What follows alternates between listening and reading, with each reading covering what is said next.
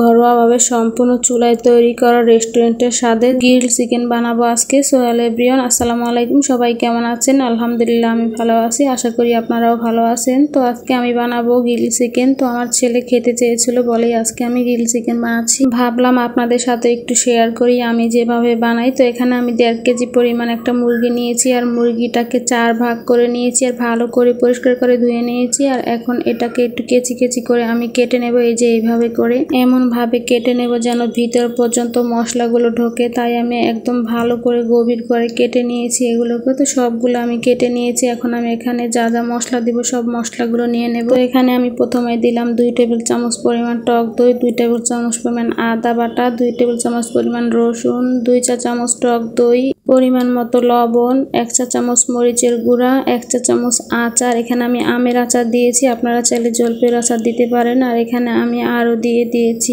জিরা বাটা 1 ফালি, লেবুর রস, গরম মশলার গুঁড়া, জিরা, ভাজা জিরার গুঁড়া আর সামান্য পরিমাণ ফুড কালার দিয়ে ভালো করে মেখে নিচ্ছি। আর একদম ফালি যেগুলো করেছি ওগুলোর ভিতরে হাত দিয়ে আমি ভালো করে মশলাগুলো ঢুকিয়ে দেবো একদম ভালো করে, যেন ভিতরটা পর্যন্ত পৌঁছে যায়। এখন ভালো করে ঢাকনা দিয়ে আমি রেখে দেবো 4 থেকে 5 ঘন্টার জন্য। তো 5 ঘন্টা পর আমি এগুলো বের করে নিলাম। এগুলো থেকে অল্প অল্প পানি বের হয়ে গেছে। এখন আমি কড়াইতে দিয়ে দিলাম সরিষার তেল। এখানে 3 টেবিল চামচ সরিষার তেল দিয়ে দিয়েছি। এখন চিকেনগুলোর গা থেকে আমি মশলাটা যতটা পারি সম্ভব সরিয়ে নেব, তাহলে বেশি পুড়ে যাবে চিকেনটা। চিকেনের গা থেকে মশলাগুলো ছাড়িয়ে সরাসরি আমি তেলে দিয়ে দেবো, কারণ এর ভিতরে তেলটা গরম হয়ে গেছে। তো এইভাবে করে সবগুলো থেকে মশলা ছাড়িয়ে আমি সবগুলো চিকেন এইভাবে তেলে দিয়ে দেব। আর চিকেনের সাথে থাকা মশলাগুলো একদম ফালা যাবে না, ওগুলো কাজে লাগবে। আমি ওগুলো দিয়ে একটা সস তৈরি করে নেব চিকেন খাওয়ার জন্য। তো এখানে আমি সবগুলো চিকেন দিয়ে দিলাম। এখন হাই হিটে চিকেনগুলো আমি একটু ভেজে নেব।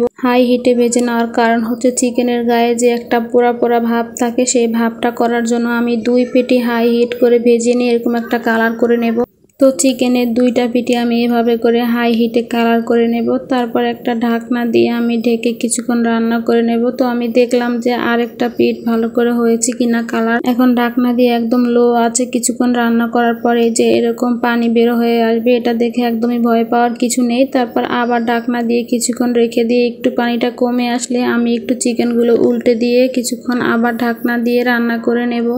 এভাবে করে আমি চিকেনগুলো ভালো করে সেদ্ধ করে নেব। চিকেনের সাথে এক্সট্রা করে কোনো পানি দিতে হবে না, এমনিতেই পানি বের হয়ে যাবে লো আঁচে রান্না করে নিলে। এখন পানিটা একদম টেনে গেছে, তাই আমি চিকেনগুলো একটু সবগুলো উল্টে দিচ্ছি। উল্টে দিয়ে আমি আবার কিছুক্ষণ রান্না করব, একদম ঝোলটা কমে আসা পর্যন্ত রান্না করব। তো এদিকে আমার গ্রিল চিকেনটা বানানো হয়ে গেছে। এখন আমি যে মশলাটা ছিল গ্রিল চিকেনের, ওই মশলাটা ভালো করে ভেজে নিয়ে একটা সস তৈরি করব। তো এখানে আমি একটু সরিষার তেল দিয়েছি, আবার দিয়ে মশলাটা দিয়ে দিয়েছি, আর সাথে একটু সস দিয়েছি 2 চামচের মতো।